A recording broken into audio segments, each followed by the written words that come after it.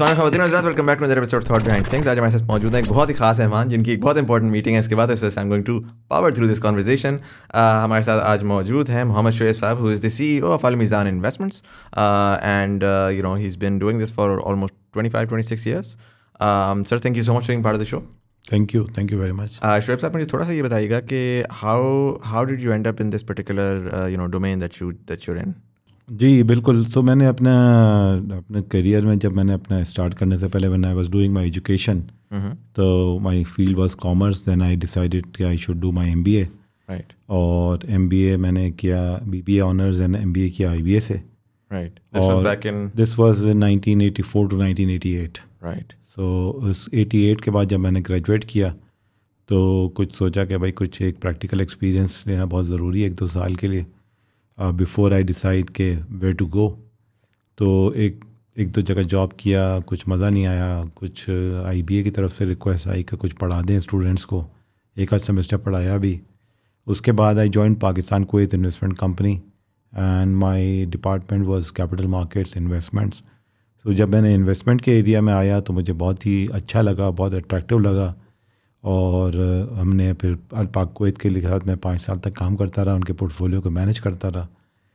वहाँ से फिर एक थिंकिंग डेवलप हुई कि जब हम एक चीज़ में हमारी एक्सपर्टीज़ है, हम खुद अपने लिए पैसे मैनेज करते हैं, तो why not to benefit the other investors also from this expertise. तो ये फिर अल मीज़ान इन्वेस्टमेंट का कॉन्सेप्ट वहाँ डेवलप हुआ और फिर हमने इस कंपनी को लॉन्च किया। मुझे इसकी ज़िम्मेदारी सौंपी गई कि आप इस कंपनी को बनाएं। तो from a very small scale started with 3 employees. Now mashallah we are about 650 employees. We had actually 1 room office. Now we are about 25 offices. और हमने जब स्टार्ट किया था तो हमारे पास जो ऑब्वियसली बहुत लिमिटेड नंबर ऑफ़ इन्वेस्टर्स थे। एक जो टोटल फंड था वो 250 मिलियन रुपए का था। अब माशाल्लाह से over the years it has grown to 200 billion rupees and we are the largest asset management company in Pakistan. अच्छा, 200 बिलियन का आप एसेट्स मैनेज कर रहे हैं? जी माशाल्लाह से जी, ज़बरदस्त। एंड 1995 में आई बिलीव कंपनी स्टार्ट। जी बिल्कुल। So that would be 26 years right. Can you let us know, because we've talked about this on the show, we've talked about investments, we've talked about stocks particularly, potentially Pakistan, और एक चीज़ मैंने पाकिस्तान में देखी है कि हमारे यहाँ लोग सेविंग्स नहीं करते या एटलीस्ट इन्वेस्टमेंट्स नहीं करते। अनफॉर्चुनेटली पीपल फील लाइक के इन्वेस्ट करेंगे पैसा डूब जाएगा, बस बैंक अकाउंट में रख लें। बैंक अकाउंट में भी बहुत कम लोग रख रहे हैं, एक्चुअली संदूकों में रख रहे हैं पैसा, और not realising it's getting devalued. Potentially अगर एक इंसान कहता है, and I was talking to a colleague yesterday and she was asking me के, and the first thing she asked me was कि प्रॉपर्टी के अंदर के इन्वेस्ट कर लूँ, मेरे पास पैसे सेव होना शुरू हो गए हैं, and where do I go, and she had absolutely no idea what her options are. So अगर फॉर एग्जांपल मैं आता हूँ आपके पास और मैं कहता हूँ कि सर मुझे महीने के 50,000 रुपये मुझे सेव करने, इन्वेस्ट करने, what are the different options I have? जी असल में बात ये आप बिल्कुल सही कह रहे हैं कि पाकिस्तान में सेविंग का रेट बहुत कम है, और इस वक्त जो रिपोर्टेड डोमेस्टिक सेविंग रेट है आई थिंक अबाउट 7% है। अगर हम इसको इंडिया और बांग्लादेश से कंपेयर करें वहाँ 30 to 31% है। 100 रुपये में से लोग 30 रुपये सेव करते हैं, हमारे यहाँ 7 रुपये सेव करते हैं। राइट। उसके 2 रीज़न्स हैं। एक तो लोगों की जो है ना बेसिकली अगर आप कह देंगे जो डिस्पोजेबल इनकम है वो कम है, तो उनके पास पैसा अपना ख़र्चा पूरे करने के बाद बचता ही कम है। राइट। लेकिन अगर बचता भी है तो लोगों के पास ऑप्शन, जैसे आपने बिल्कुल सही कहा कि लोगों को समझ में नहीं आते कि कहाँ उस पैसे को सेव करें। तो रादर देन उस पैसे को संदूक में रखें या फिर उसको कहीं भी ऐसे रखें जहाँ कोई अर्निंग नहीं होती, वो कहते हैं might as well spend it.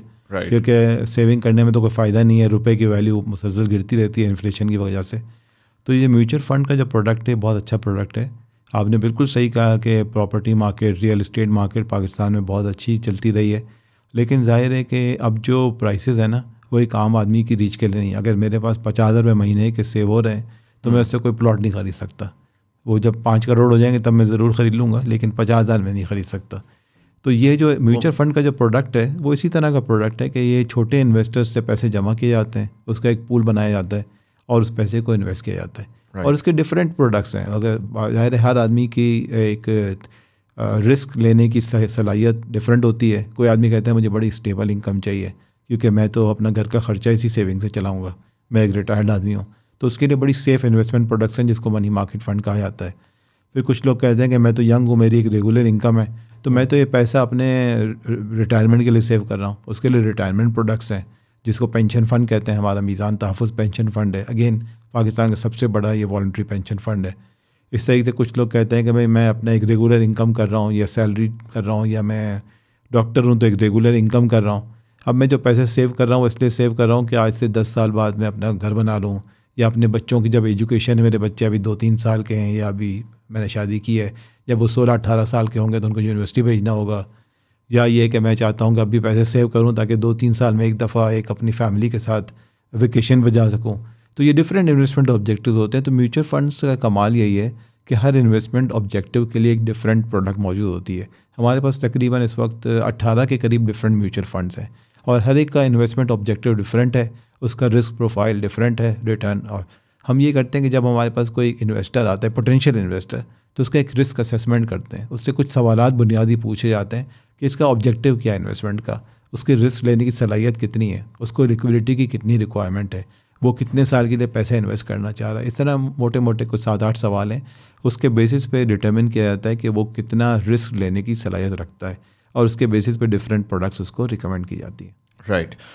Before we get into the details of the products, तो मुझे ये बात पता है कि Al Meezan investments and then Meezan bank, which I believe is one of your primary parent company कह लें उसको, primary stakeholder as well. जी जी। Both of these companies are very big on Sharia compliance. जी। Right? What's the difference here in terms of how you guys operate and how other people operate? Okay, ये बहुत अच्छा सवाल आपने किया है। देखें, बात ये है कि पाकिस्तान में बैंक तो बहुत अरसे से हैं। इसी तरीके से एसेट मैनेजमेंट कंपनी भी पब्लिक सेक्टर में NIT और ICP पहले से मौजूद थी। तो मीज़ान ने जो वैल्यू एडिशन की है ना मार्केट में, वो यही की है कि हमारा जो कॉन्सेप्ट था, हमारा जो विजन था, to make Sharia compliant banking first choice for the investors for Mizan Bank and to make Sharia compliant investing first choice for the investors, वो था अल-मीज़ान इन्वेस्टमेंट का विजन। Right. और ये ऑब्जेक्टिव था कि लोगों को हलाल तरीके से पैसे कमाने की सलाहियत दी जाए, क्योंकि पाकिस्तान में आपको पता है कि जो फाइनेंशियल सिस्टम है वो सूदी कारोबार पे मुनहसर रहा है हमेशा से। तो उसके लिए एक पूरा फ्रेमवर्क बनाया गया और हमारे जो शरिया बोर्ड है उसके जो चेयरमैन है हज़रत मौलाना तकी उस्मानी साहब हैं, वो is an authority in Sharia not only in Pakistan but globally, माशाल्लाह से। तो वो बहुत सारी ग्लोबली बैंक्स के शरिया बोर्ड पे वो रह चुके हैं, mutual fund asset management companies के भी बहुत सारे शरिया बोर्ड पर रहे इंटरनेशनली। तो उसका एक पूरा फ्रेमवर्क है जिसकी इस वक्त मैं डिटेल में तो नहीं जाऊँगा, हमारी वेबसाइट पर सारी डिटेल मौजूद है। लेकिन बेसिकली ये है कि जो आप इन्वेस्टमेंट कर रहे हैं उसके जो भी कारोबार करने के तरीके हैं वो हलाल तरीके हैं, जिस तरह डिफ़ाइन है। जिस तरह आपको मालूम है कि गोश्त या जानवर काटने का कोई तरीका है, उसको हलाल करके ज़िबा करके खाने का एक अलग तरीका है, और जो हलाल नहीं होता है तो वही गोश्त होता है, वही बकरा होता है, लेकिन हम दूसरी कंट्रीज़ में जाते हैं तो हम वो गोश्त नहीं खाते हैं क्योंकि वो हलाल नहीं होता। तो एक प्रोसेस है और इस प्रोसेस को फॉलो किया जाता है, शरिया गाइडलाइंस को। और एक सबसे बड़ा बुनियादी फ़र्क ये है कि जो भी ट्रांजैक्शन की जाती है वो उसमें एसेट बैक्ड होती है। शरिया कंप्लाइंट इन्वेस्टिंग में, शरिया कंप्लाइंट बैंकिंग में कोई उसके पीछे एसेट होनी चाहिए। इसीलिए जो बहुत सारी इस तरह की जो सिंपल प्रोडक्ट्स हैं जैसे डेरिवेटिव्स या ऑप्शंस वगैरह हैं, वो इस्लामिक इन्वेस्टमेंट में वाला नहीं होती है। राइट, वो जो कि बहुत हाईली रिस्क भी। जी, और रिस्क भी बहुत ज़्यादा होता है। आप देखें, ये जो 2008 में ग्लोबल फाइनेंशियल क्राइसिस आया था, तो ये जो क्राइसिस आने की सबसे बड़ी बुनियादी वजह यही थी कि इस तरह के स्ट्रक्चर्स थे जो बहुत ही हाईली रिस्की थे और जिनके पीछे कोई एसेट नहीं था। राइट। अच्छा, मुझे ये बताएं कि म्यूचुअल फंड्स के अंदर, with in the mutual fund space, क्या क्या ऑप्शंस अवेलेबल होती हैं इन टर्म्स ऑफ कि अगर मैं कहता हूँ, आपने कहा रिस्क प्रोफाइल है और उस रिस्क प्रोफाइल के हिसाब से मल्टीपल डिफरेंट चीज़ों में इन्वेस्ट कर किया जा सकता है, तो उसमें what are the options for mutual funds? उसमें ये होता है कि आप देखें, आपकी एक तो जैसे मैंने कहा 4-5 फैक्टर्स इंपॉर्टेंट होते हैं। आप कितने अरसे के लिए इन्वेस्ट करना चाह रहे हैं, आपकी एबिलिटी टू टेक रिस्क कितनी है, और एबिलिटी टू टेक रिस्क की बात करते हैं तो हम बात करते हैं वॉलेटिलिटी ऑफ द इन्वेस्टमेंट के। अगर एक आदमी है, उसके लेट से उसकी 2 लाख रुपए माहाना आमदनी है, वो कहते हैं मैं 50,000 रुपये सेव कर लूँगा, तो उसका खर्चा 1.5 लाख है। अब वो 1.5 लाख खर्चा है, उसको 50,000 रुपये उसकी वैल्यू ऊपर हो नीचे हो, शॉर्ट टर्म में उसको फ़र्क नहीं पड़ता।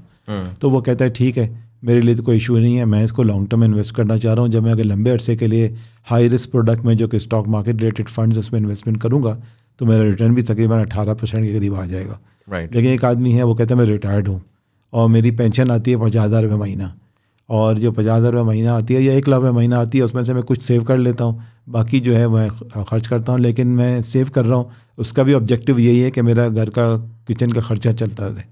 तो उस तरह की जब इन्वेस्टमेंट है, या कोई आदमी रिटायर हुआ उसके बाद 50 लाख रुपये उसको प्रोविडेंट फंड कंपनी की तरफ से मिल गया, अब वो कहता है कि मेरे पास अब कोई रेगुलर इनकम नहीं है, ये जो पैसा मैं म्यूचुअल फंड में लगाऊंगा उसी के ऊपर जो इनकम आएगी उससे मैं अपना घर का खर्चा चलाऊंगा। तो ये ऑब्वियसली उसके लिए लो रिस्क प्रोडक्ट उसके लिए ज़्यादा सूटेबल है। उसके लिए हम रिकमेंड करते हैं मनी मार्केट फ़ंड को, जहाँ पे वॉलेटिलिटी बहुत कम होती है, रिटर्न भी उसका रिलेटिवली कम होता है। कोशिश ये होती है कि वो इन्फ्लेशन को कवर कर ले, लेकिन इन्फ्लेशन से ज़्यादा उसका रिटर्न ज़्यादा नहीं होता। राइट। इस तरीके से बैलेंस फ़ंड है, फिर रिटायरमेंट फ़ंड्स हैं, तो गवर्नमेंट सिक्योरिटीज़ के फ़ंड्स हैं जो लोग प्रेफर करते हैं कि भाई हम लो रिस्क लेना चाह रहे हैं, लेकिन जो गवर्नमेंट सिक्योरिटीज़ होती हैं जैसे ट्रेजरी बिल वगैरह होता है, तो ट्रेजरी बिल चूँकि इस्लामिक प्रोडक्ट नहीं है तो गवर्नमेंट उसके लिए सुकूक इशू करती है। राइट। तो वो सुकूक फंड्स हैं हमारे। एंड अगेन सुकूक इज बैक्ड बाय एसेट्स, तो सुकूक इज बैक्ड बाय एसेट, जी बिल्कुल। राइट। तो इस तरह की डिफरेंट प्रोडक्ट्स हैं जो कि हर आदमी अपनी रिक्वायरमेंट को कर सकते। इसके अलावा हमारे पास इन्वेस्टमेंट प्लान्स भी होते हैं कि एक आदमी चाहता है कि मैं हज के लिए सेव करना चाह रहा हूँ, तो ये टारगेट बेस्ड इन्वेस्टिंग उसको कहते हैं कि मेरा ऑब्जेक्टिव ये है कि मैं 5 साल में हज के लिए जाना चाहता हूँ। राइट। तो हम उसको बताते हैं कि अच्छा तुम ये करो कि तुम्हें हर महीने इतने पैसे इन्वेस्ट करने हैं ताकि तुम्हारे पास इतना सम हो जाए कि 5 साल में हज कर सको। या कोई कहता है कि मैं अपनी शादी के लिए पैसे जमा करना चाह रहा हूँ या अपने बच्चों की शादी के लिए, तो उसका इन्वेस्टमेंट प्लान बना देते हैं हम उसका। सिमिलरली वो कहता है कि मैं अपने घर बनाना चाह रहा हूँ। अब घर बनाने के लिए ज़ाहिर है जिस तरह प्रॉपर्टी की प्राइसेस हैं तो उसके लिए पॉसिबल नहीं है कि ओवरनाइट बना ले, उसको अगले 8, 10, 15 साल तक सेव करना पड़ेगा घर बनाने के लिए। तो ये डिफरेंट टारगेट बेस्ड भी इन्वेस्टमेंट प्लान्स मौजूद होते हैं। राइट। म्यूचुअल फंड्स ज़ाहिर है इसमें ऑप्शंस बहुत सारी हैं। If I was to for example get into it, क्योंकि बड़ा कॉम्प्लिकेटेड है unfortunately banking and investment Pakistan में, so much paper work and इतनी सारी टर्म्स आ जाती हैं कि लोग कहते हैं यार मिस कराओ, नहीं करते। What's the way to get in? So for example मैं कहता हूँ मेरे पास एक स्टैंडर्ड चार्टर्ड में अकाउंट है और मीज़ान में नहीं है for example, but I want to invest with Al Meezan or invest in the Al Mizan mutual fund. Right. What's the process for that? देखिए उसका बड़ा सिंपल प्रोसेस है और उसके लिए हमने एक काम ये किया है कि हमने बहुत सारी एनिमेटेड वीडियोस जो है अपनी वेबसाइट पर डाली हुई हैं जो आपको बताती हैं कि आप अपना अकाउंट कैसे खोल सकते हैं, आप इन्वेस्टमेंट कैसे कर सकते हैं। लेकिन मैं थोड़ा सा ब्रीफली यहाँ भी बता देता हूँ, तो मैं अर्ज करूँगा आपके व्यूअर्स को कि उन वीडियोज़ को देखें, तो वो कंप्लीट प्रोसेस फ्लो बताता है उसमें। लेकिन इसके अलावा चूँकि एक तो पेपर बेस्ड सोल्यूशन है जो कि हमेशा से चलता रहा है कि आप एक अकाउंट ओपन करते हैं और अकाउंट ओपन करने के लिए हमारे जो है हमारे जो टोल फ्री नंबर है 0800 हलाल, उस पर जाके आप जो है बेसिकली कॉल कर सकते हैं और हमारे जो इन्वेस्टमेंट एडवाइजर्स हैं उनको बुला सकते हैं, वो आके आपको अपना पेपर वर्क करवा देंगे। वो आपके एड्रेस पे आ जाएगा? वो जी बिल्कुल, जहाँ आप कहेंगे, जहाँ आपकी लोकेशन पे, चाहे आप घर पे बुलाना चाह रहे हैं, दफ्तर में बुलाना चाह रहे हैं, वो आपके पास आ जाएगा, आपको फैसिलिटेट कर देगा अकाउंट ओपनिंग में और इन्वेस्टमेंट में। एक तो ये तरीका। आप लोगों का कितना डिटेल नेटवर्क है इन टर्म्स ऑफ अगर? जी हमारा ये कि हमारे जो एसेट मैनेजमेंट कंपनी है मीज़ान इन्वेस्टमेंट की 25 ब्रांचेज़ हैं। राइट। और इसके अलावा मीज़ान बैंक की भी 800 ब्रांचें हैं। तो हमारी प्रोडक्ट हर जगह से अवेलेबल है। तो अगर आप देखेंगे बहुत आसान है, या तो आप उनको बुला लें या किसी भी मीज़ान बैंक की ब्रांच को विज़िट कर लें या मीज़ान इन्वेस्टमेंट की ब्रांच को विज़िट कर लें। ये ट्रेडिशनल तरीका है जहाँ आप paper account opening form fill करते हैं, उसके जो डॉक्यूमेंट्स हैं वो जमा करा देते हैं, आपका अकाउंट ओपन हो जाता है। सिर्फ एक रिक्वायरमेंट यही होती है सबसे बड़ी कि आपका बैंक अकाउंट होना चाहिए, क्योंकि हम कैश नहीं लेते। तो बैंक अकाउंट आपका जो भी बैंक हो, doesn't have to be Meezan bank, Standard Chartered है, UBL है, HBL है, किसी बैंक में आप अपना अकाउंट है, आप वहाँ से पैसे चेक लिख के इन्वेस्टमेंट कर सकते हैं। ठीक है। दूसरा जो अब चूँकि बहुत रिसेंटली ये हुआ है कि कोविड के बाद ऑब्वियसली एक डिजिटल ट्रांसफॉर्मेशन पाकिस्तान में काफ़ी पेस अप कर गया है, तो अब ये डिजिटल अकाउंट ओपनिंग भी है जो इज पेपरलेस। तो उसका तरीका ये है कि हमारी मोबाइल ऐप है और हमारा जो वेबसाइट है वहाँ आप जाके डिजिटल अकाउंट ओपन कर सकते हैं। It is a completely paperless solution. आप वहीं अपना ऑनलाइन फॉर्म जो है फिल करेंगे, वहाँ जो रिक्वायरमेंट्स है CNIC वगैरह जो भी डॉक्यूमेंटेशन रिक्वायर्ड होती है वो अपलोड करेंगे और आपका account with in next 1 day और विद इन मैक्सिमम 2 डेज़ जो भी ड्यू डिलीजेंस इसकी रिक्वायर्ड होती है, जो हमारा कंप्लाइंस चेक करता है, आपका अकाउंट ओपन हो जाएगा। और फिर आप उसके थ्रू ऑनलाइन इन्वेस्टमेंट भी कर सकते हैं। फिंगरप्रिंटिंग वगैरह की ज़रूरत पड़ती है? फिंगरप्रिंट की जी कोई रिक्वायरमेंट नहीं है अभी तक, तो एटलीस्ट पाकिस्तान में म्यूचुअल फंड के लिए नहीं है, क्योंकि आप you don't have to go anywhere बिल्कुल, और आप अपना इन्वेस्टमेंट कर सकते हैं। अब हम कोशिश कर रहे हैं कि स्टेट बैंक एक नया प्रोग्राम लॉन्च कर रहे हैं, रास्त प्रोग्राम। वो रास्त प्रोग्राम जो है और भी ईजी है और उसमें भी अगेन आप इन्वेस्टमेंट जो है वो रास्त प्रोग्राम के थ्रू म्यूचुअल फंड में भी इंशाल्लाह बहुत जल्दी अगले साल उम्मीद है कि मार्च तक ये प्रोसेस हो जाएगा, तो फिर ये और भी ज़्यादा एफिशिएंट हो जाएगा। लेकिन मैं बताना चाहूँगा कि ये अब जो अकाउंट ओपनिंग का तरीका है वो बहुत ही आसान हो गया है। अब ज़्यादा से ज़्यादा हमारे पास अकाउंट वो डिजिटल अकाउंट खुल रहे हैं, और ना सिर्फ पाकिस्तानियों की तरफ से डिजिटल अकाउंट खुल रहे हैं, बल्कि जो हमारे बैरून मुल्क पाकिस्तानी भाई हैं जिनके लिए स्टेट बैंक ने रोशन डिजिटल अकाउंट शुरू किया था बैंकिंग के लिए, और वो रोशन डिजिटल अकाउंट के थ्रू म्यूचुअल फंड्स में भी इन्वेस्ट कर सकते हैं। राइट। सो अगर फॉर एग्जांपल कोई चाहता है कि मैं पाकिस्तानी स्टॉक मार्केट में इन्वेस्ट करूं, तो वो म्यूचुअल फंड्स के थ्रू डायरेक्टली डिजिटली, क्योंकि आई फील लाइक कि जो आपके स्टॉक मार्केट के अंदर डायरेक्ट इन्वेस्टमेंट है उसके लिए it's a bit complicated. I check that थोड़ा सा पहले। जी। This way they can just do it, all of it is digital, and वो बस अपने रोशन डिजिटल से ट्रांसफ़र करेंगे एंड देन बिल्कुल बहुत आसान है। और फिर स्टॉक मार्केट में जब आप इन्वेस्ट खुद करते हैं तो आपको देखना पड़ता है कि आपने कौन सी कंपनी लेनी है, किस प्राइस पर ख़रीदना है। तो ये बेसिकली जब म्यूचुअल फंड का कॉन्सेप्ट ये है कि इसको प्रोफेशनली मैनेज हो जाता है, ये प्रोफेशनल मैनेज हो जाता है। जैसे फॉर एग्जांपल थोड़ी सी मैं सिंपल मिसाल दूँ, अगर आप कहें कि अगर आपके सर में दर्द है तो आप कहेंगे मैं जाके फार्मेसी से पैनाडोल ख़रीद लूँ, तो छोटी मोटी चीज़ के लिए तो ठीक है, लेकिन अगर आपके पेट में भी दर्द है साथ में, या आपका स्टमक अपसेट है, तो ऑब्वियसली आप डॉक्टर के पास जाते हैं। right. और डॉक्टर से पूछ के फिर अपना डिसाइड करते हैं कि कौन सी दवाई खानी है, डायरेक्ट फार्मेसी पे नहीं जाते। right. तो stock market is like a pharmacy and mutual fund is like a doctor. right. तो आप डॉक्टर के पास जाएँ, डॉक्टर से पूछें मेरे लिए कौन सी प्रोडक्ट सूटेबल है, और फिर उसके हिसाब से इन्वेस्टमेंट करें, और वो पैसे आप प्रोफेशनल फंड मैनेजर को देते हैं, वो आपके बिहाफ पे इन्वेस्ट कर देते हैं। और जो फंड मैनेजर एसेंशियली उसकी मतलब इस सारे प्रोसेस के अंदर वो आप मेरे पैसे इन्वेस्ट कर रहा है, फॉर एग्जांपल लेट्स से कि वो 1 लाख रुपए में इन्वेस्ट करता हूँ, तो वो क्या करता है, वो 1 लाख रुपए जाके किसी एक कंपनी में डाल देता है, या हाउ डज दैट वर्क? जी नहीं, देखिए इसमें डिपेंड करता है कि अगर पहले तो आप कौन से फंड में जा रहे हैं उसके ऊपर डिपेंड करता है। Let's talk about the equity fund. अगर हम इक्विटी फंड की बात करते हैं, स्टॉक मार्केट के फंड की, तो वो डेफिनेटली वो फिर डाइवर्सिफाई करता है। तो वो बहुत सारे एनालाइज करता है कि इस वक्त टेक्सटाइल की सूरत हाल कैसी है, सीमेंट की सूरत हाल कैसी है, ऑटोमोबाइल की क्या सूरत हाल है, बैंकिंग सेक्टर की क्या सूरत हाल है, ऑयल एंड गैस की क्या है, और उसको वो डाइवर्सिफाई करके इन्वेस्ट करता है। रात दिन कि एक कंपनी में इन्वेस्ट करें, एक डाइवर्सिफाइड पोर्टफोलियो बनाया जाता है, और उसमें डाइवर्सिफाइड पोर्टफोलियो में आपके पैसे इन्वेस्ट होते हैं। right. और उसमें फिर 2 तरह की इनकम आती है, एक तो डिविडेंड इनकम आता है और एक कैपिटल गेन आता है। तो जहाँ तक डिविडेंड इनकम का ताल्लुक है, वो तो जितनी डिविडेंड इनकम आती है हम साल के एंड में जो फंड है अपने यूनिट होल्डर्स को डिस्ट्रीब्यूट कर देता है। right. उसमें भी एक हम ऑप्शन देते हैं इन्वेस्टर्स को कि वो चाहे तो वो पैसे को अपने बैंक अकाउंट में ले लें डिविडेंड इनकम के तौर पे, और नहीं तो वो कहें कि मैं इसको कंटिन्यू करना चाहता हूँ इन्वेस्टमेंट में, तो उसको एक नया कंपाउंड होता रहता है। बिल्कुल राइट। और कैपिटल गेन्स जो है वो उसके ऊपर टैक्स पड़ता है आपको अगर आप? जी, कैपिटल गेन में ये बहुत अच्छी फैसिलिटी है म्यूचुअल फंड के हवाले से कि जब आप खुद डायरेक्टली स्टॉक मार्केट में इन्वेस्ट करते हैं, तो आप जब भी कोई शेयर सेल करते हैं तो उस पर जो भी कैपिटल गेन होता है उस पर इमीडिएटली आपको टैक्स देना पड़ता है। जबकि म्यूचुअल फंड में ये कॉन्सेप्ट थोड़ा डिफरेंट है। म्यूचुअल फंड में कॉन्सेप्ट ये है कि आप जब इन्वेस्ट करते हैं और उसमें म्यूचुअल फंड मैनेजर उस शेयर बाई सेल करता रहता है, उस पर कैपिटल गेन उसको मिलता ज़रूर है, लेकिन उस पर कोई टैक्स नहीं देना पड़ता। लेकिन जब इन्वेस्टर जब अपने पैसे वापस निकालता है म्यूचुअल फंड से, उस वक्त जितना उसका कैपिटल गेन हुआ है उसके ऊपर उसको टैक्स देना पड़ता है, अगर वो 4 साल से पहले पैसे निकाल ले। लेकिन जो पैसा वो 4 साल से ऊपर छोड़ देता है, यानी 1 लाख रुपए आपने आज 25 नवंबर 2021 में इन्वेस्टमेंट किए हैं, अब 25 नवंबर 2025 हो गया, 4 साल पूरे हो गए, अब आपने ये पैसे जो इन्वेस्टमेंट किए थे उसके ऊपर अगर जो भी 4 साल बाद कैपिटल गेन होगा उस पर आपको कोई टैक्स नहीं देना। अच्छा, so long term investments generally जो है वो प्रमोट मतलब वो इंकरेज की जाती है उस हिसाब से। बिल्कुल।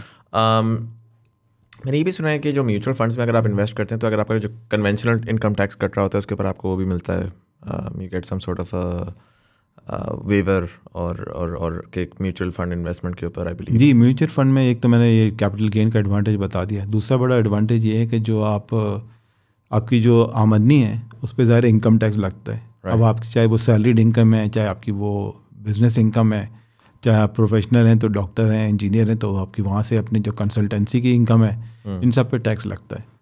तो म्यूचुअल फंड इन्वेस्टर को प्रमोट करने के लिए गवर्नमेंट ने ये किया है, FBR ने ये किया है कि आप जो अपने पैसे आपकी सालाना आमदनी है उसका अप टू 20% आप म्यूचुअल फंड में इन्वेस्ट कर सकते हैं। और करने को तो आप 100% भी कर सकते हैं, लेकिन अगर आप 20% तक इन्वेस्ट करेंगे तो उस 20% के ऊपर आपको कोई टैक्स नहीं देना पड़ेगा।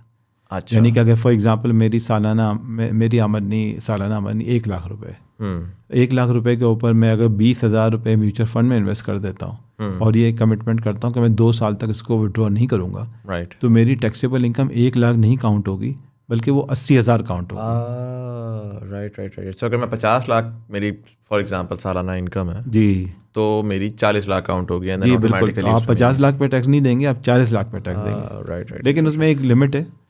म्यूचुअल फंड में टोटल मैक्सिमम जो टैक्स एग्जेम्पशन है वो 20 लाख रुपए तक की है। 2 मिलियन रुपीज़ सालाना। 2 million rupees in terms of investment. 2 million rupees in investment. जी, तो अगर आपकी आमदनी 1 करोड़ रुपए तो आप 20 लाख इन्वेस्ट करेंगे, उस पर टैक्स नहीं लगेगा। लेकिन अगर आमदनी 1 करोड़ से ज़्यादा है तो फिर जाहिर है टैक्स की ब्रेक मिलना भी नहीं चाहिए। अच्छा, मुझे ये बताइएगा कि आपने इसकी बात की, म्यूचुअल फंड्स की बात की, इसी के साथ साथ आई बिलीव ETF, एक मीज़ान ETF, I heard a lot about it recently. I did a podcast with someone on stocks and he was raising on about it कि बड़ी अच्छी प्रोडक्ट है, बड़ा जो है उससे आई डोंट नो रिटर्न बड़ा अच्छा मिलता है। मुझे कुछ समझ नहीं आई थी, सच्ची बात है। थोड़ा सा रन मी थ्रू व्हाट मैं दो प्रोडक्ट्स जो बहुत इंपॉर्टेंट हैं जिसके बारे में बताऊंगा, ETF का आपको बताऊंगा और फिर एक पेंशन फंड के बारे में बताऊंगा। बल्कि अगर आप मुझे याद है तो पहले पेंशन फंड बता दो, क्योंकि हम टैक्स के कॉन्टेक्स्ट में बात कर रहे हैं। राइट। तो टैक्स के कॉन्टेक्स्ट में लॉन्ग टर्म सेविंग को प्रमोट करने के लिए एक और बहुत अच्छा स्टेप लिया हुआ है गवर्नमेंट ने। वो लिया हुआ है कि आप पेंशन फंड में इन्वेस्टमेंट करें, और जब आप पेंशन फंड में इन्वेस्टमेंट करते हैं तो आपकी आमदनी का आप अगेन 20% ऑफ द इनकम तक आप इन्वेस्ट कर सकते हैं और उसके ऊपर कोई टैक्स नहीं है। अच्छा, इसके अलावा अगर आप आपने कहा कि आपकी आमदनी 50 लाख रुपए सालाना है, राइट, तो आप इसमें से 20% 10 लाख रुपए बनता है। आप 10 लाख रुपए पेंशन फंड में इन्वेस्टमेंट करें, उस 10 लाख रुपए के ऊपर आपको अगेन कोई टैक्स नहीं देना है। ठीक है। तो अगर आपने ये इन्वेस्टमेंट कर दी तो प्रैक्टिकली ये 10 लाख भी टैक्स एग्जेम्प्ट हो गया। ठीक है। और pension fund is a long term investment जी। उसके रिटर्न्स कैसे होते हैं? So for example if I am looking at, मैंने लॉन्ग टर्म का सोचा हुआ, जो मैं सोच रहा था कि 50,000 रुपये मैंने महीने के डाले। जी बिल्कुल बिल्कुल। वो मेरे स्कोप में वो ये है कि that's money that I want to forget about. जी जी। And I want high return on that, right, कि एवरेज आउट कर मुझे हाई। बिल्कुल बिल्कुल। तो व्हाट्स द पेंशन फंड में भी देखें, हमेशा एक इन्वेस्टर के रिस्क एपिटाइट को देखा जाता है। तो अगर एक पेंशन में एक इन्वेस्टर आता है जिसकी उम्र 55 साल है, 56 साल है, मेरी उम्र का बंदा है, तो जाहिर है वो 60 साल में रिटायर हो जाएगा, तो उसके पास 4 साल हैं। 3-4 साल is not a very long term. Right. तो इसलिए वहाँ पे हम उनको एडवाइस करते हैं कि आप अपना मीडियम रिस्क लो रिस्क में जाएं। लेकिन आपकी तरह माशाल्लाह एक यंग बंदा है तो उसके पास अभी रिटायरमेंट में 20-25 साल है, तो वहाँ जाके वो हम उसको हाई रिस्क में कहते हैं कि हाई रिस्क में इन्वेस्टमेंट करें, यानी कि स्टॉक फंड में इन्वेस्टमेंट करें। तो पेंशन के अंदर भी स्टॉक फंड का भी ऑप्शन है, मनी मार्केट का भी ऑप्शन है। तो रिटर्न जो है स्टॉक मार्केट में हिस्टोरिकली अगर आप देखें पाकिस्तान का पिछले 20 सालों का, तो तकरीबन 17-18% सालाना रहा है कंपाउंडेड। राइट। तो ये तो बहुत ही अच्छा रिटर्न हो गया। लेकिन इसमें एक और बहुत बड़े एडवांटेजेस हैं टैक्स के हवाले से। जो मैंने पहले कहा कि आपने 10 लाख रुपए जो इन्वेस्टमेंट किए 50 लाख में, उसके ऊपर आपने उस इनकम टैक्स पे इनकम टैक्स नहीं दिया। राइट। अच्छा, फिर इस पैसे को जब तक आप इन्वेस्टमेंट आपकी रहेगी उस वक्त भी आप, यानी आप 60 साल तक आपने इसको रखना मैंडेटरी है, या कम से कम 25 साल के लिए रखना ज़रूरी है। राइट। तो अगर आपने 35 साल की उम्र में इन्वेस्टमेंट किया तो 60 साल तक आप उसको विड्रॉ नहीं करेंगे। ठीक है। और 60 साल में जब आप विड्रॉ करेंगे तो माशाल्लाह वो वैल्यू बहुत बढ़ गई होगी। उस पर आप जब विड्रॉ करेंगे तो उस पर, और इतने सालों में जो इनकम हुई उसके ऊपर भी कोई टैक्स नहीं है। राइट। और फिर जब आप विड्रॉ करेंगे तो आप 50% उसका यकमुश्त निकाल सकते हैं। लेट से आपने 50 लाख इन्वेस्टमेंट किए थे ओवर द लास्ट 25 ईयर्स, और अब वो 5 करोड़ हो गए। अब वो 5 करोड़ रुपए में से 2.5 करोड़ रुपए आप 60 साल की उम्र में विड्रॉ कर लेंगे। ठीक है। और 2.5 करोड़ रुपए आप कोई टैक्स नहीं देंगे। और बाकी 2.5 करोड़ है, उसका ऑब्जेक्टिव ये है कि आपकी रिटायरमेंट के लिए, तो आप उसको आपको हर महीने की उसकी किस्तें मिलेंगी, इंस्टॉलमेंट में आपको पैसे वापस मिलेंगे, इनकम आपकी वो आपको ओवर अ पीरियड ऑफ 10 साल में मिलेगी। उसके ऊपर भी आप कोई टैक्स नहीं देंगे।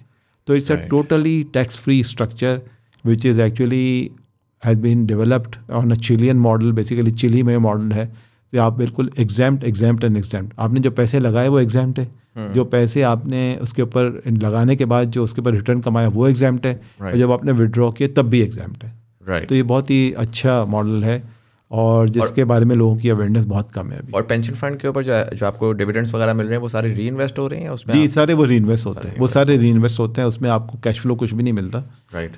लेकिन तो इस वजह से वो ज़ाहिर है, जैसे ऑब्जेक्टिव यही है कि लोग अपने रिटायरमेंट के लिए सेव करें। क्योंकि पाकिस्तान में देखें ये हो रहा है कि अब सारी दुनिया में हो रहा है, लॉन्जेविटी की बात है कि लोग अपनी जो पहले 50, 55, 60 साल की उम्र होती थी अब वो ज़्यादा जिंदा रहते हैं, लेकिन रिटायरमेंट एज वही 60 साल है। उसके बाद उनको सस्टेन करने के लिए पैसे चाहिए होते हैं। राइट।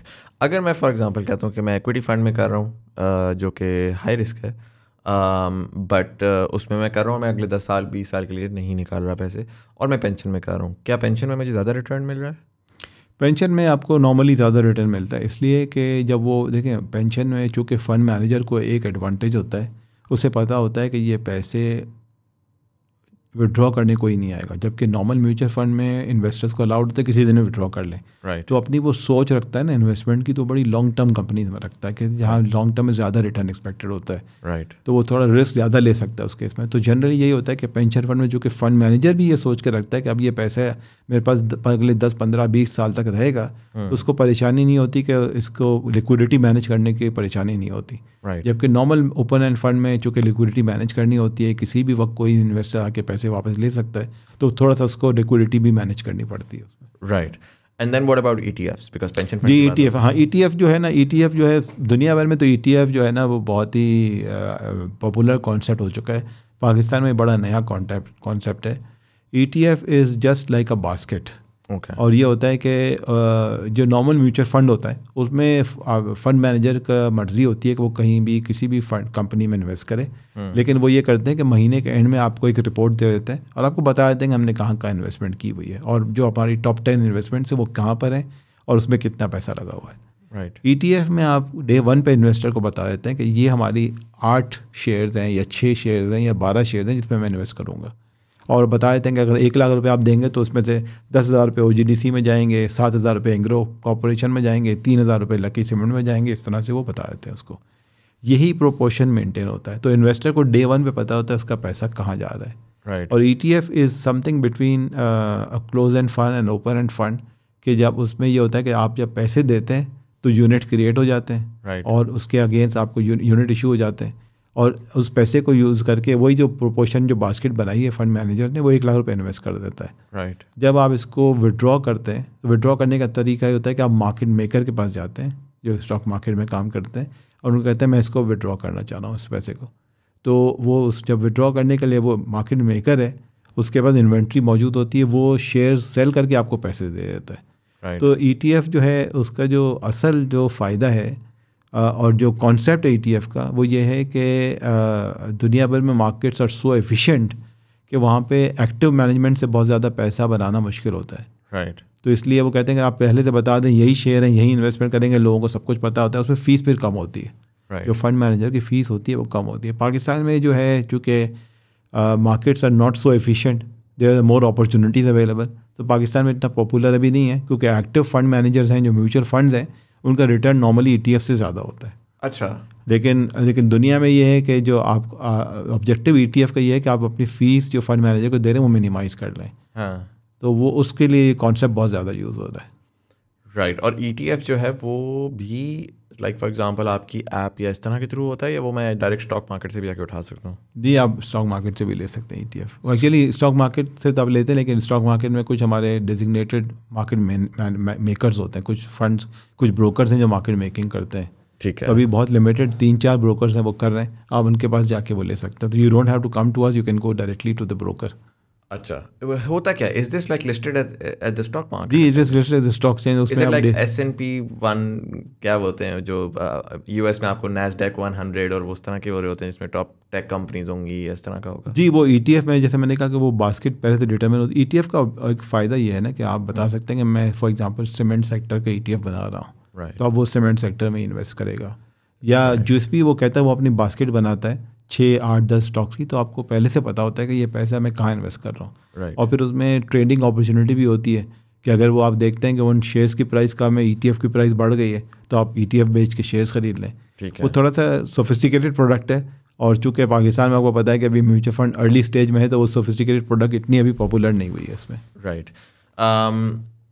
और इसके अंदर क्या कंपनीज अप एंड डाउन भी हो रही होती हैं? जी जी बिल्कुल, वही जिस तरह शेयर आपने ख़रीदे हुए हैं, आपने एक बास्केट बनाई है, बास्केट में आपने कुछ 8 शेयर खरीदे हुए हैं, तो उनकी वैल्यू ऊपर नीचे होती है। नहीं, एक तो वैल्यू ऊपर नीचे। फॉर एग्जांपल मैं कहता हूँ कि आपके मीज़ान ETF के अंदर आपने एक जेनेरिक ETF है, उसमें आपने जो है डाल दिया, पेट्रोलियम का ETF है, उसके अंदर आपने डाल दिया for example I don't know अटक PSO, शेल और हैस्कॉल। अब पता लगा जी हैस्कॉल के जो है ना वो फाइनेंशियल हालात ख़राब है, तो आप हैस्कॉल का ज़ाहिर है कि आप कहेंगे कि जिसको निकालना है। तो जो रीबैलेंसिंग होती है ये क्या आपका फंड मैनेजर कर रहा होता है? नहीं, ये डेली बेसिस पे नहीं होती। राइट। ये तो चूँकि इन्वेस्टर को बता के इन्वेस्टमेंट की जाती है कि क्या बास्केट है, उसकी रीबैलेंसिंग 6 महीने में, साल में एक दफ़ा होती है। राइट। तो जब वो अपनी बास्केट चेंज करना चाहते हैं तो पहले डिस्क्लोजर होता है, पहले इन्वेस्टर को बताया जाता है, उसके बाद उसको चेंज किया जाता है। राइट।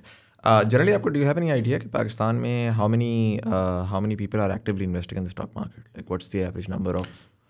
जी, ये बड़ा डिलेमा है, बड़ा अनफॉर्चुनेट है कि पाकिस्तान में, जैसे आपको पता है कि 23 करोड़ की आबादी है, और इस वक्त जो एक बुनियादी जो नंबर यूज़ होता है या कंसीडर किया जाता है कि तकरीबन 3 से 3.5 लाख इन्वेस्टर्स हैं स्टॉक मार्केट में, और म्यूचुअल फंड में भी तकरीबन 3.5 से 4 लाख के करीब इन्वेस्टर्स हैं। राइट। ये पूरे पाकिस्तान की बात हो रही है। अच्छा, मैं आपको एक थोड़ा सा कंपैरिजन देना चाहूँगा कि इसको इंडिया से हमें कंपेयर करना चाहिए, क्योंकि इंडिया में भी मोर और लेस इकोनॉमिक सिचुएशन थोड़ी हमसे बेहतर ज़रूर है, लेकिन मोर और लेस ऐसी है। GDP पर कैपिटा तो उतना ही जी, GDP थोड़ा उनका ज़्यादा है हमसे, हमारा $1200 है, उनका शायद $1900 है। राइट। तो वो ज़्यादा है और थोड़ी इकोनॉमिक स्टेबिलिटी वहाँ ज़्यादा है, लेकिन इसके बावजूद वहाँ पे जो मुझे लास्ट नंबर मैंने चेक किया था, number of investors in mutual fund 112 million, 112 million, यानी 1 अरब की पॉपुलेशन है या 1.2 ट्रिलियन की है, तो तकरीबन ऑन एवरेज 10% लोग जो है ना वो म्यूचुअल फंड में इन्वेस्ट करते हैं वहाँ पे। राइट। 10% हम बात करते हैं ना, तो फिर हमें हाउस होल्ड देखना चाहिए। ज़ाहिर है एक घर में अगर 4 आदमी है, तो 4 आदमी तो शायद नहीं इन्वेस्ट करेंगे। ज़ाहिर है उसमें एक नॉर्मली हमारे यहाँ जो कल्चर है कि एक आदमी जो होता है वो ब्रेड अर्नर होता है, बाकी ज़ाहिर है उसकी वाइफ है, बच्चे हैं, तो वो नहीं अर्न कर रहे होते। तो उस लिहाज से अगर देखें तो यानी कि तकरीबन 40% of the house holds invest in India. अच्छा, अब हमारे यहाँ अगर आप देखें तो 3.5 लाख इन्वेस्टर्स का मतलब है कि it's hardly anything, hardly anything. तो there is a huge potential, और इसीलिए अब हम अलमीज़ान जो है बहुत कोशिश कर रहे हैं डिजिटल ट्रांसफॉर्मेशन की। हम ये चाह रहे हैं कि जो हमारी पॉपुलेशन है, 60% of the population is actually under 30 years of age. Right. और अब जो मोबाइल फ़ोन का इस्तेमाल इतना बढ़ गया है, इस वक्त पाकिस्तान में 180 मिलियन सिम्स हैं। यानी आप देखें 230 मिलियन की पॉपुलेशन में 180 मिलियन सिम्स हैं। तो अगर आप मोबाइल के थ्रू लोगों को एक आसान तरीका दे सकें, लोगों को एजुकेट कर सकें इन्वेस्टमेंट के बारे में, और फिर पेपरलेस इन्वेस्टमेंट करवा सकें, तो मेरे ख्याल में एक बहुत अच्छी इसमें ब्रेक थ्रू की गुंजाइश मौजूद है। Right. And again I am not someone जिसको समझ आती है, तो दिस माइट बी अ डम क्वेश्चन, बट फॉर एग्जांपल आपने कहा 3.5 लाख इन्वेस्टर है। अगर मैं कहता हूँ कि ये 3.5 लाख जब 30 लाख पे जाएगा, तो जाहिर है कि the demand side will grow, right? Demand of stocks, demand of all of these things, all of these products potentially. How do you think will that impact? If all else remains constant, how will this impact, like, how will this impact the price of it? Because supply side के ऊपर तो वही stocks हैं। जी, supply तो वही। एक तो potential ये हो सकता है कि ठीक है, क्योंकि मार्केट में प्राइसेस इतनी इन्फ्लेट होना शुरू हो गई हैं कि शायद IPOs और होते हुए हमें नजर आ जाएं। क्या व्हाट पोटेंशियल? जी, आपने बिल्कुल सही, अच्छी बात आपने बिल्कुल की कि देखें डिमांड और supply are relative in this case. ऐसा नहीं है, इट्स नॉट ज़मीन नहीं है। ज़मीन के केस में ये होता है कि जितनी ज़मीन है इतनी ज़मीन है ना, अनलेस की रिक्लेम की जाए, तो अगर जितने ज़्यादा डिमांड होगा उसकी प्राइसेस बढ़ती चली जाएंगी। और यही पाकिस्तान में हम फिनोमेनन देख रहे हैं, राइट, कि बायर्स ज़्यादा हैं, सेलर्स कम है, तो प्राइसेस बढ़ती जा रही हैं और बहुत ही हाई प्राइस जा रही हैं। स्टॉक्स के केस में, स्टॉक एक्सचेंज में केस में ये होता है कि ज़ाहिर है डिमांड जैसे बढ़ेगी, जितने नए इन्वेस्टर्स आएंगे तो फिर प्राइसेस भी ज़्यादा बेहतर हो जाएंगे, स्टॉक प्राइसेस भी, और फिर नई कंपनीज लिस्टिंग के लिए भी आएंगी। आज हमारे पास नई कंपनीज लिस्टिंग के लिए इसलिए नहीं आती है, वो कहती है कि हमें जितना लिस्टिंग का कॉस्ट है ना उसका बेनिफिट नज़र नहीं आता। राइट। जब उनको बेनिफिट नज़र आएगा तो डेफिनेटली आएंगी। और इस वक्त अगर हम देखें तो पाकिस्तान की स्टॉक मार्केट अगर प्राइस अर्निंग मल्टीपल की बात करें, तकरीबन 5.4 के मल्टीपल पे है। अच्छा। और this is one of the lowest. अगर आप देखें कि हिस्ट्री में 1990 से मैं स्टॉक मार्केट को देख रहा हूँ, 2 दफ़ा ये मल्टीपल 5 के नीचे आया है या 5 के करीब आया है। एक तो 1998 में जब हमने न्यूक्लियर टेस्ट किया था, और एक 2008 के ग्लोबल फाइनेंशियल क्राइसिस में। तो ये बहुत ही अट्रैक्टिव वैल्यूशंस हैं। डिविडेंड यील्ड इस वक्त बहुत अच्छी है। इन सब चीज़ों को देखते हुए there is a huge upside for the investors, तो उसको म्यूचुअल फंड के थ्रू लोगों को ज़रूर कैप्चर करना चाहिए। राइट। एंड देन इसी के अंदर ऑब्वियसली ये वाली बात भी है कि you know one of the reasons why, because I was talking to someone regarding the economy, and you know they were telling me कि Pakistan is a very sort of consumption based economy. So हम क्या करते हैं कि हम invest हमारे पास opportunity नहीं होती, हमारा पैसा पड़ा हुआ है, या तो हमें कॉन्सेप्ट ही नहीं है कि पैसा ज़ाया हो रहा है या डिवैल्यू हो रहा है, तो हमने इसको संदूक में या बैंक में रखा हुआ है। या दूसरा तरीका ये है कि हमें कॉन्सेप्ट है कि पैसा ज़ाया हो रहा है, लेकिन हम क्या करेंगे, कहेंगे पैसा ज़ाया हो रहा है तो ज़ाया करने से बेहतर है कि इसको खर्च करते हैं। जी बिल्कुल। अच्छा, अगर हम होलिस्टिकली या मैक्रो इकोनॉमिक्स की बात करें तो the way to take it away from consumption is कि हम आज कंजम्पशन करने के बजाय आज हम इन्वेस्ट करें ताकि हम कल को कंज्यूम कर सकें, and so that will drive the economy towards more industrialisation, manufacturing and so on and so जी फोर्थ। बिल्कुल।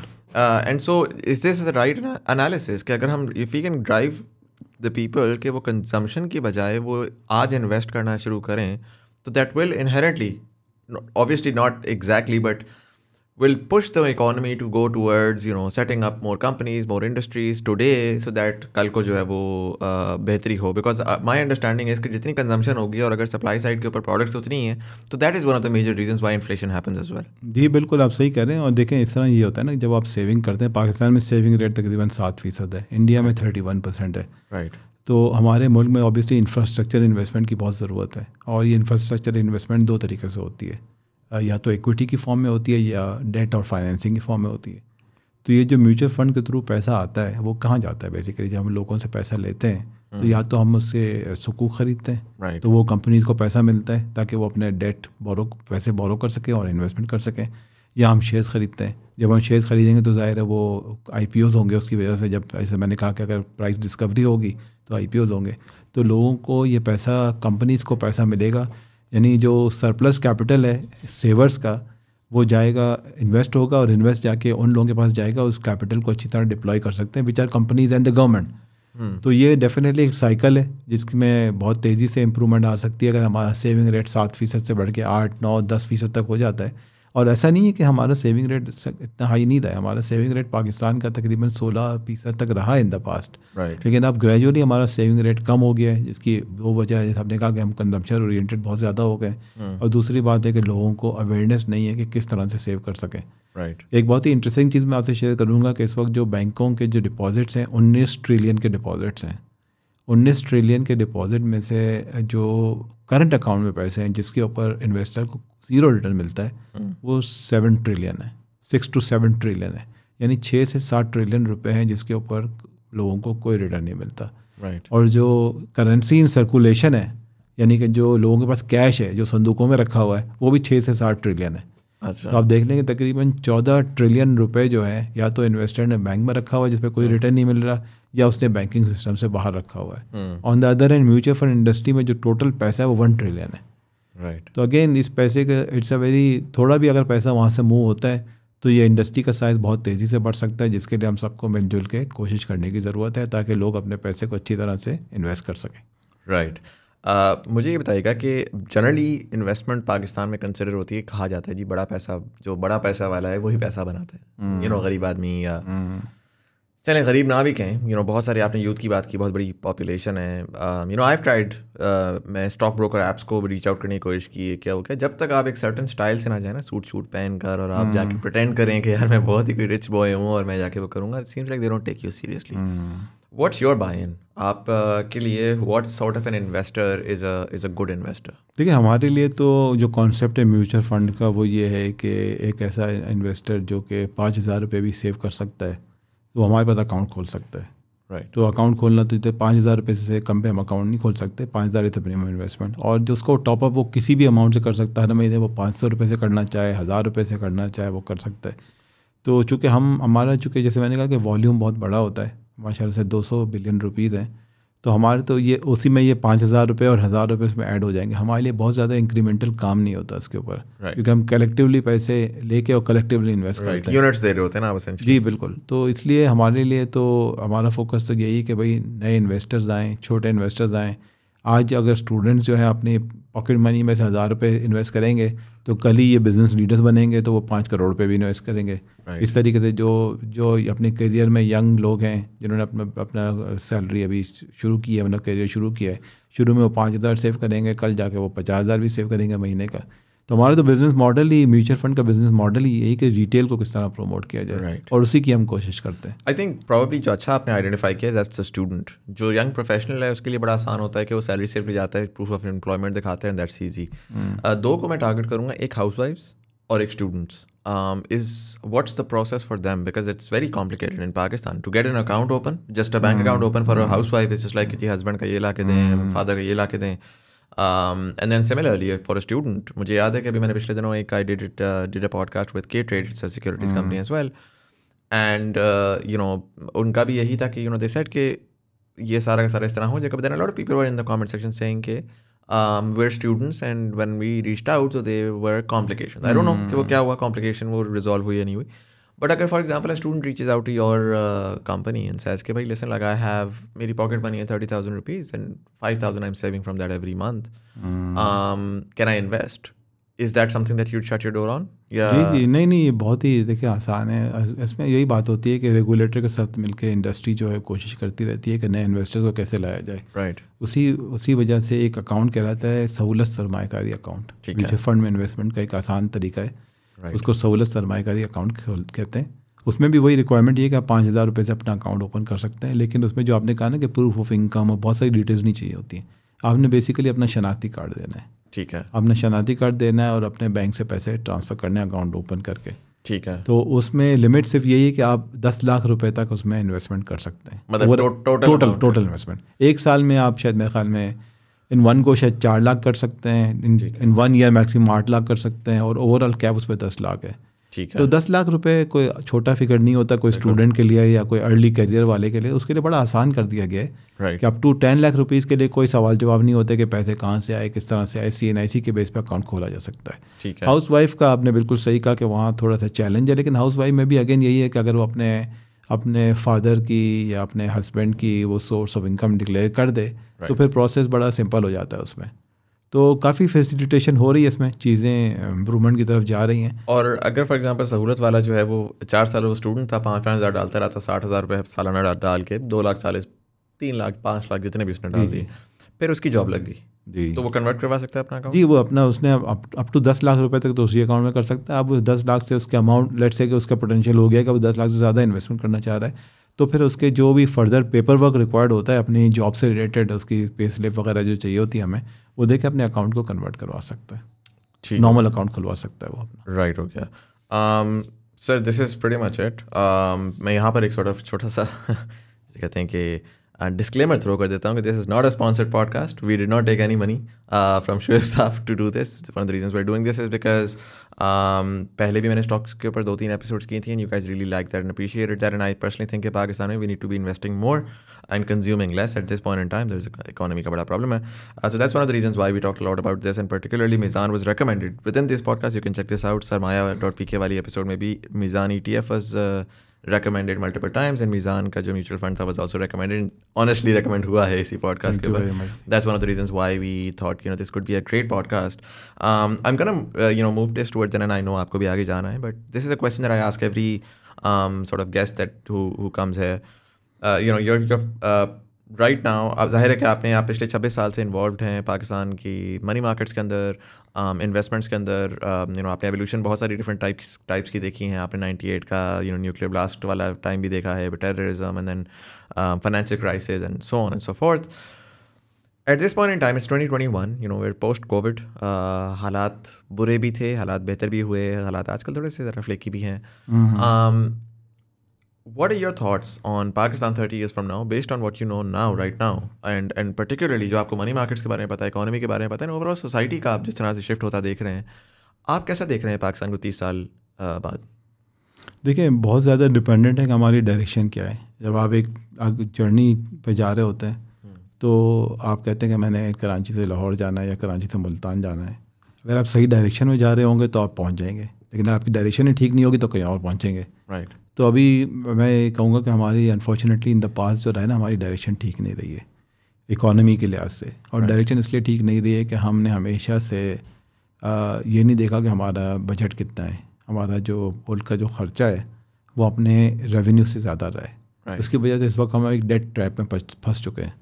यानी हमारा जो फॉरेन करेंसी डेट है तकरीबन $120 अरब हो चुका है, जब मैंने IBA से ग्रेजुएट किया था 1988 में, तो मुझे याद है मैंने एक फ़ॉरेन एड के ऊपर और फ़ॉरेन लोन्स के ऊपर एक रिपोर्ट की थी। उस वक्त हमारा जो फ़ॉरेन डेट था वो तकरीबन 30 to 35 बिलियन डॉलर के करीब था। आज वो 120 बिलियन डॉलर है। राइट। तो उसमें हर साल इजाफा होता चला जा रहा है।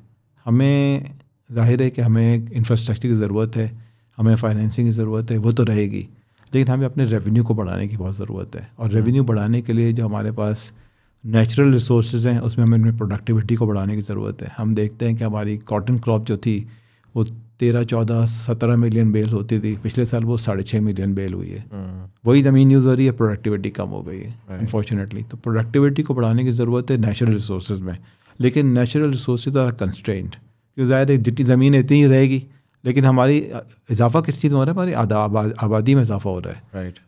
नेशनल जो कहना चाहिए नेचुरल टैलेंट है, ह्यूमन पावर है, वो बहुत हमें ज़्यादा है। हमारे पास यंग एजुकेटेड पॉपुलेशन में बहुत तेज़ी से इजाफा हो रहा है, उसको हमें कैपिटलाइज करने की ज़रूरत है। हमारी जो सॉफ्टवेयर की एक्सपोर्ट्स हैं वो पिछले साल तक $1 अरब से भी कम थी। इंडिया की जो एक्सपोर्ट्स हैं वो $100 अरब से ज़्यादा हैं टेक्नोलॉजी की, सॉफ्टवेयर की। राइट। तो हमें अपने मैन पावर को ग्रूम करने की ज़रूरत है, उनकी ट्रेनिंग करने की ज़रूरत है, और इस तरीके से अपनी एक्सपोर्ट्स को बढ़ाने की ज़रूरत है, क्योंकि इस वक्त हम बहुत ज़्यादा डिपेंडेंट हो गए इम्पोर्ट्स के ऊपर और फॉरेन लोन्स के ऊपर। इस चीज़ को अगर हम ठीक कर लेंगे तो मैं समझता हूँ कि पोटेंशियल बहुत है हमारे पास। जितने नेचुरल रिसोर्सेज हैं, मैंने देखा है बहुत कम कंट्रीज़ के पास इतने नेचुरल रिसोर्सेज होते हैं। जो हमारे पास यंग पॉपुलेशन है, मैंने पहले भी कहा कि 60% of the population is in the 30 years of age. हमारे यहाँ बाय एंड लार्ज आप देखें तो most of the people familiar, language का भी इशू नहीं है, उर्दू सीखते हैं या अपनी लोकल लैंग्वेज सीखते हैं, लेकिन इंग्लिश भी सीखते हैं। जबकि अगर आप देखें बहुत सारी कंट्रीज़ हैं, कोरिया हो गया या चाइना हो गया या इस तरह की जो कंट्रीज़ हैं, या जापान हो गया, तो वहाँ इंग्लिश नहीं सिखाई जाती लोगों को। तो हमारे पास ये लोग हैं, कॉल सेंटर्स का जो कॉन्सेप्ट है फ़िलीपींस में बहुत अच्छा चल रहा है, इंडिया में बहुत अच्छा चल रहा है। हमें अपने ह्यूमन रिसोर्सेज हैं उनको फुली प्रॉपर्ली यूटिलाइज़ करने की ज़रूरत है। अगर हम अपने एजुकेशन को ठीक कर लेंगे, उनके यूटिलाइजेशन को ठीक कर लेंगे, तो मैं समझता हूँ कि पाकिस्तान के लिए इंशाल्लाह बहुत अच्छा मुस्तकबिल होगा। Hopefully, I hope कि inshallah we should be able to do that. Shoaib साहब, thank you so much for coming in. I know that you had a very important meetings and उसमें आपके लिए टाइम निकालना बड़ा मुश्किल था, but thank you so much for all the insight that you shared. Thank you for hosting me. And I hope कि through you and a lot of other players in the market, we're able to increase our savings and our investments and जो आपने पाकिस्तान का vision बताया वो हम achieve कर सकें. Thank you so much, thank you Muzammil. And for all of you guys, thank you so much for watching. अगर आपके एपिसोड पसंद आई, अपने दोस्तों यार जरूर शेयर करेगा। यूट्यूब वाले लाइक का बटन दबाएंगे, एंगेजमेंट बढ़ेगी, ज़्यादा लोगों को हमारी कॉन्वर्सेशन पहुंचेगी। फेसबुक वाली नीचे दी गई हुई लिंक पर क्लिक कर सकते हैं, जहाँ पर TBD कम्युनिटी है हमारी, जिस पे हम डिफरेंट आर्टिकल शेयर करते हैं, फीडबैक लेते हैं, गेस्ट रिकमेंडेशन भी लेते हैं, so you can join that as well. Audio platforms वाले सब्सक्राइब का बटन दबाएंगे, आने वाली एपिसोड्स का नोटिफिकेशन मिलेगी। इसी के साथ साथ हमने एक नई पॉडकास्ट भी स्टार्ट किया, द पाकिस्तान पिवट के नाम से, जहाँ पर हम different policy makers, government officials और उन सबसे बात करते हैं, just to try to understand कि why are they taking decisions that they take. So you can check that out. The link is down below.